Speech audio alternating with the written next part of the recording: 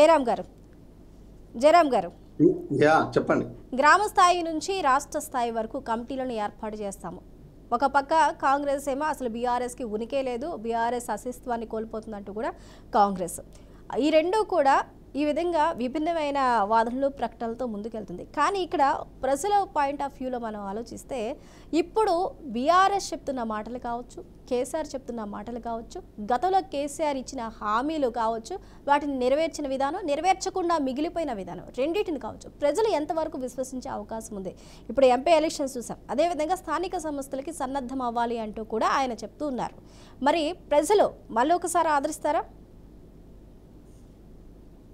మీకు ప్యానల్లో ఉన్న మిత్రులకు, బీఆర్ఎస్ న్యూస్ ప్రేక్షకులకు నమస్కారం అండి. నమస్తే అండి. ఇందులో ఒకటి గుర్తుపెట్టుకోవాలి స్వప్న గారు, ఏదైనా కూడా రాజకీయ పార్టీలు రాజకీయాలు అనేది సహజంగానే మాట్లాడుతుంటాయి. అది పెద్ద వింత కాదు, విచిత్రం అంతా కాదు, అది మనందరూ తెలిసిన విషయమే. ఈరోజు కేసీఆర్ గారు మాట్లాడిన, రేపు రేవంత్ మాట్లాడిన ఓన్లీ రాజకీయమే. ఇక్కడ రాజకీయం తప్ప వీళ్ళకు వేరే ప్రతిపాదన లేదు, వేరే ప్రత్యామ్నాయం ఇంకొకటి అయితే లేదు. ఇది అందరూ తెలిసిన విషయం, తెలుసుకోవాలి కూడా, తెలియని వాళ్ళు కూడా తెలుసుకోవాలి.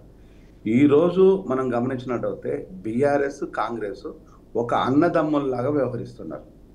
నెంబర్ 1, దోపిడీ లోపల బీఆర్ఎస్ కాంగ్రెస్ పోటాపోటీ పడుతున్నాయి. ప్రజల్ని మోసం చేయడం లోపల రెండు పార్టీలు పోటాపోటీ పడుతున్నాయి. ప్రజలకు అనవసరమైన హామీలు ఇవ్వటం లోపల రెండు పార్టీలు పోటా పడ్డాయి. ప్రజలను తప్పుదోవ పట్టించేసి ప్రజలకు అన్నీ ఇచ్చాము అనే భ్రమల్లో ఉంచేసి వీళ్ళు మాత్రము నిలువున దోషేసుకోవడం లోపల రెండు పార్టీలు కూడా ఆ విధంగానే చేశాయి. సో ఇవన్నీ మనం గమనిస్తున్నాం, రెండు పార్టీల విషయం లోపల గమనిస్తూనే ఉన్నాం. కానీ ఈరోజు కేసీఆర్ గారు సో ఇవన్నింటినీ ఇంకా కొత్తగా నేనేదో సృష్టిస్తానని చెప్పడం లోపల పెద్ద విచిత్రం లేదు, వింత అంతకంటే లేదు. సో ఇక్కడ జరుగుతున్న విషయం ఏంటంటే, కేసీఆర్ గారు వచ్చిండ్లు మాట్లాడేండ్లు వలసవాదులు లేదు అనుకుంటే దోపిడీ గురించి కేసీఆర్ గారు మాట్లాడకూడదు దయచేసి.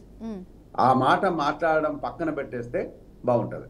దోపిడీ విషయం లోపల కేటీఆర్ ఎంత దోసుకున్నాడు, హరీష్ రావు ఎంత దోసుకున్నాడు, లేదు కవిత ఎంత దోసుకున్నది అనే అంశం మీదనే మొన్న ఎలక్షన్లు జరిగినాయి. దానిపైన మనకు ప్రతికూలమైన రిజల్ట్స్ వచ్చినాయి. ఈరోజు ప్రగతి భవన్ నుంచి మా శ్రీనని చెప్పినట్టుగా ప్రగతి భవన్ నుంచి ప్రజలు గౌరవంగా పంపించారు. ఇక దోపిడీ గురించి మనం మాట్లాడకపోతే బాగుంటుంది. ఇక కాంగ్రెస్ దోపిడీ గురించి అంటారా? ఇక దాని గురించి హద్దు అదుపు లేకుండా దోసుకుంటూనే ఉన్నారు. సో ఈరోజు కాంగ్రెస్ కూడా అర్హత లేదు. ఇకనే వలసవాదం అంటే దేన్ని వలసవాదం అని చెప్తాం మనము? బీహార్ నుంచి వచ్చే వాళ్ళని వలసవాదం అందామా, లేకపోతే ఇతర రాష్ట్రాల నుంచి వచ్చే వాళ్ళని వస్తున్నారా, ఓన్లీ ఆంధ్ర నుంచి వచ్చిన వాళ్ళని మాత్రమే వలసవాదం అందాం? అంటే ఈరోజు తెలంగాణ లోపల, ఈరోజు హైదరాబాద్ లోపల అత్యధికంగా ఆంధ్ర నుంచి కాకుండా బీహారు, ఒరిస్సా, ఛత్తీస్గఢ్, నెక్స్ట్ వచ్చేసి మహారాష్ట్ర, రాజస్థాన్ ఇలాంటి రాష్ట్రాల నుంచి వచ్చిన వాళ్ళు అత్యధికంగా ఉన్నారు. మరి వాళ్ళని వలసవాదులు అందామా? నిజంగా వలసవాదులు అంటే ఎవరిని మనం మాట్లాడదాం వలసవాదులను? ఈరోజు ఒక చంద్రబాబు నాయుడిని దృష్టిలో పెట్టుకొని మాట్లాడితే అది ఫూలిష్నెస్ అవుతుంది. లేదు ఆంధ్ర ప్రజల గురించి మాట్లాడితే అంతకంటే రాక్షసత్వం లేదు. ఈరోజు ఇతర రాష్ట్రాల గురించి మాట్లాడే దమ్ము ధైర్యానికి ఉందంటే లేదు. ఎందుకు అంటే నువ్వు ఎప్పుడు కూడా ఈ రాష్ట్రంలో ఉన్న సంపదన తీసుకెళ్లి ఇతర రాష్ట్రాల మీద ఖర్చు చేసేసి నువ్వు అక్కడికి వెళ్ళేసి ఇది గొప్ప రాష్ట్రము, ఇది బంగారు తెలంగాణ అని పబ్లిసిటీ చేసుకోవడానికి ప్రయత్నమే. ఆ ప్రయత్నం లోపల ప్రజలు గమనించిండ్లు, సో విన్నవించిండ్లు, వినకపోతే పంపించిండ్లు. ఇది మనం అర్థం చేసుకోవాలి. దీన్ని గౌరవంగా ఈరోజు రాజకీయ పార్టీలు ఏం చేస్తున్నాయి అంటే, మీరు దోపిడీ చేశారంటే మీరు దోపిడీ చేశారు. ఈరోజు కాంగ్రెస్ దోపిడీ చేయటం లేదా?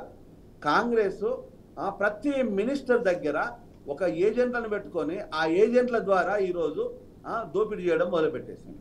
భూదోపిడీ కావచ్చు, ఆర్థికంగా కావచ్చు, లేకపోతే వనరులు కావచ్చు, దేన్ని వదిలేయటం లేదు. అంటే ఇక రానున్న రోజులలో కాంగ్రెస్ పార్టీ వస్తుందో రాదు, రానున్న రోజులలో రెడ్డి సీఎం ఉంటాడో ఉండడో, రానున్న రోజుల లోపల అది నేను ఉంటాడో అని చెప్పినా కాదు, స్వయాన రేవంతే నేనే చివరి రెడ్డి మినిస్టర్ సీఎం కావచ్చు అని చెప్పి నేను చాలాసార్లు చెప్పిన రేవంత్కు మొన్న అర్థమైంది. సో ఈ విషయాన్ని ఇవి చెప్పుకుంటూ పోవటం. దీన్ని ఏ విధంగా మనం చూస్తుంటాం?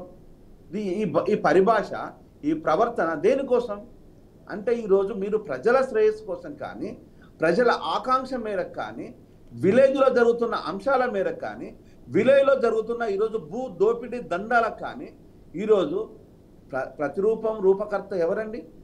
బీఆర్ఎస్ పార్టీ కాదా? బీఆర్ఎస్ పార్టీ మీరు విలేజ్ లోపల ఉండే విఆర్ఓలను తీసేసిన ఘనత మీదే కదా. అక్కడ జరుగుతున్న దోపిడీని ఈరోజు భూదోపిడిని ఎవరి చెవుల పడకుండా చూసుకోవడం, ఎవరికంట కనిపించకుండా చూసుకోవడం చేసిన దోపిడే కదా. ఈరోజు ఎస్సీల విషయంలో కానీ, ఎస్సీల విషయంలో కానీ, బీసీలు కానీ, ఎంబీసీలు కానీ ఎవరైనా ఈ భాష ఏదైనా కూడా నిరుపేదల విషయం లోపల ఆ ప్రభుత్వానికి కానీ ఈ ప్రభుత్వానికి కానీ చిత్తశుద్ధి ఉందా? ఆ ప్రభుత్వం బంగారు తెలంగాణ మీద మోసం చేస్తే ఈ ప్రభుత్వం వచ్చేసి ప్రజా తెలంగాణ మీద మోసం చేస్తుంది. ఆ రోజు బంగారు తెలంగాణ ఎక్కడ ఉందా అంటే ఆ 5-10 మంది లోపల బంగారు తెలంగాణ ఉంది. ఈరోజు ప్రజా తెలంగాణ ఏంది అంటే మన రేవంత్ అన్నదమ్ములకు ప్రజలు అన్నదమ్ములకు ఎందుకంటే పదవి లేకున్నా కూడా ప్రజలలో ప్రోటోకాల్ ఎంజాయ్ చేసే అంత గొప్ప పరిపాలన వచ్చింది.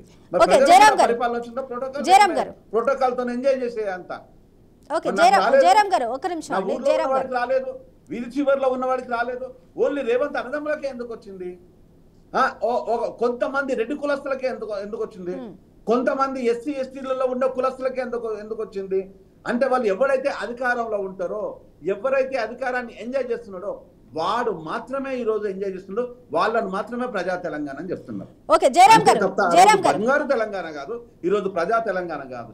2 దోపిడీ తెలంగాణ, ఈరోజు దగా తెలంగాణ, దగా పడిన తెలంగాణ, ఈరోజు దగులు బాజీలు అని ప్రజలు అంటున్న తెలంగాణ.